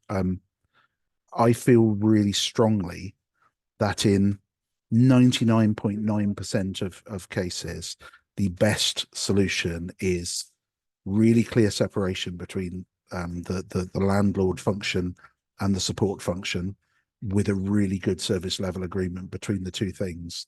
And I don't necessarily mean that always has to be a formal thing.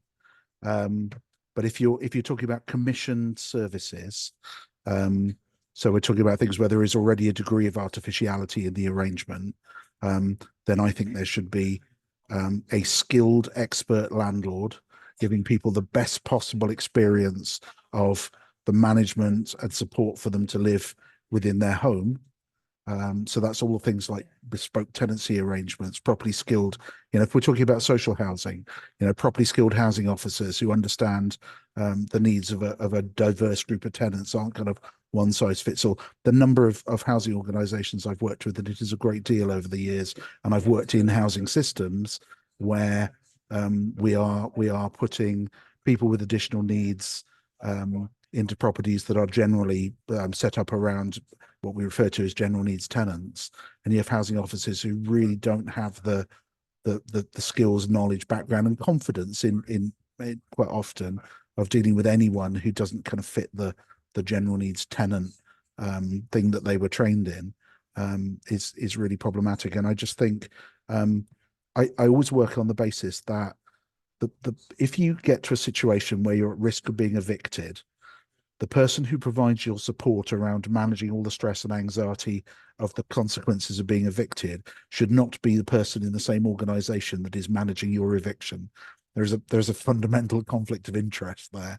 And I've always really struggled with it. So I've always taken the position that that the two things should be separate but joined together. And actually, and then if I go to the stuff that we've talked around really individualized services, people who are owning their own homes, there's no connection between anyone who provides support in my life and the organization that provides my mortgage. So those two things don't have to be joined together. In general, I think separation is the best route, but with where necessary, a good service level agreement between the two things. Thank you, Adam.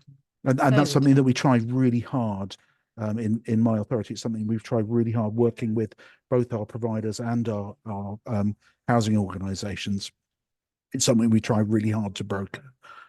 Skilled housing providers, skilled support providers working together, but not the two things that are wrapped up into a single organisation. Really pleased to hear it, Adam. Thanks. David. Oh dear, you've hit a really contentious subject on that one, Adam. I agree to disagree, and on that one. that's why I was getting my point of view in first. Well done, and we've only 5 minutes to go as well. Wow. So okay, I'm going to give you a scenario here. Is that as an organisation that I work for, we do care and support, and we are a housing landlord as well. We are two separate directorates, and for us to become the landlord and the support provider, I think works much better. The transition process is a lot quicker. It's a lot easier. And I'm going to come back to cost again, and I know I keep saying this. It's more cost effective, and we can work more as a landlord. We can work more closely with our operational colleagues. That's not to say that if that person doesn't want our support, that's fine. We can have a robust SLA in place. Absolutely agree with you on that one. We will have a robust SLA with our internal support provider. So again, there's I think for me, commissioners have been stung in the past where the support provider and the landlord have lost a contract and that person's become homeless. I think that's where sometimes there's a concern. What we say is that that's never going to happen. That's a home for life. That we will work with another third-party support provider with a robust, strong SLA in place.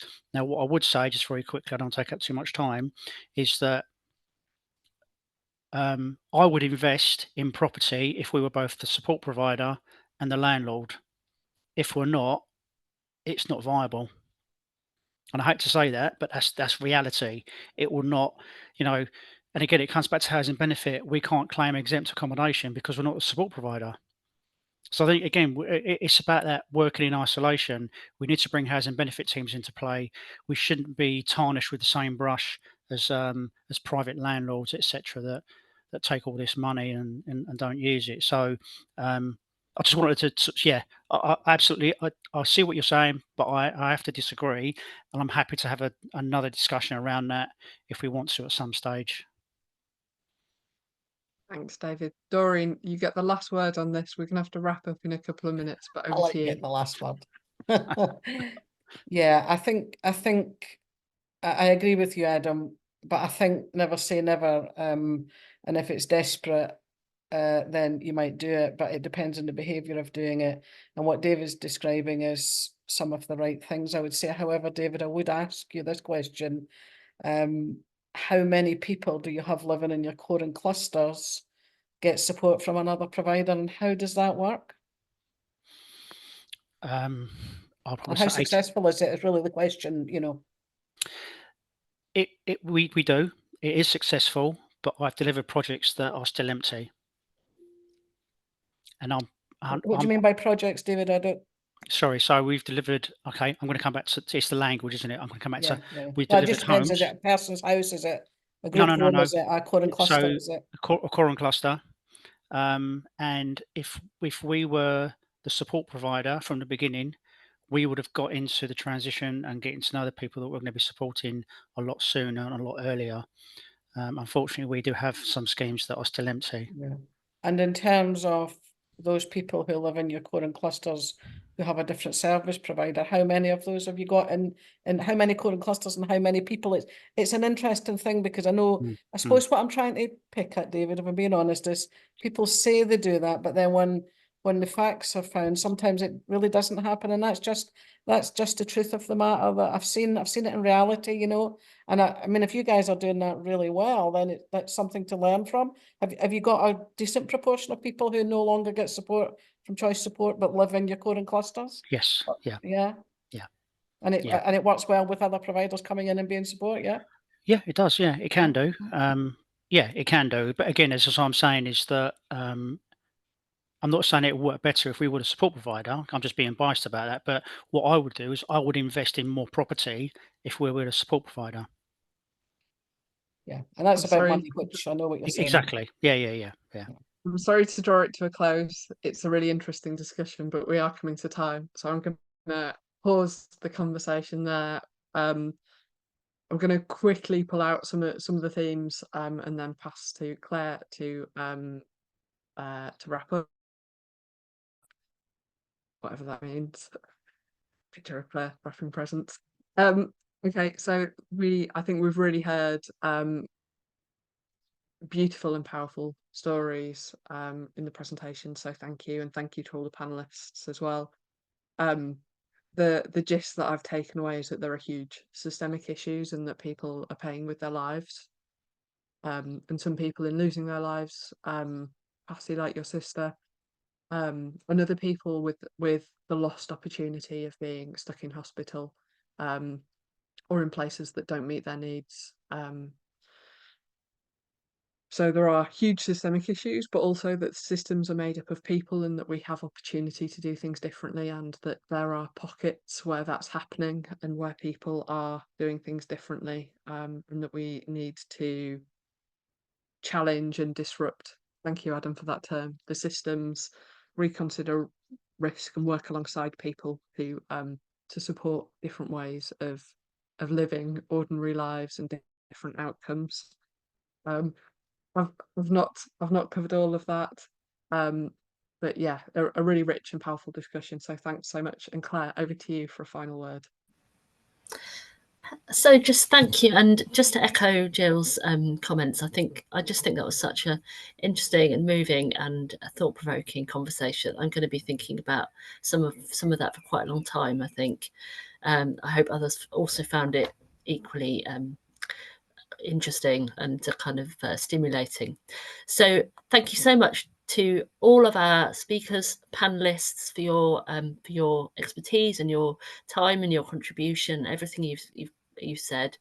Thank you to everyone who's joined the webinar. We're really happy to have you. Please do look at the Neurodiverse Connection website for any linked resources, and I'm sure we'll be able to add to those as we go. So I think that's it from us. Thank you so much for joining, and we look forward to seeing you again next time.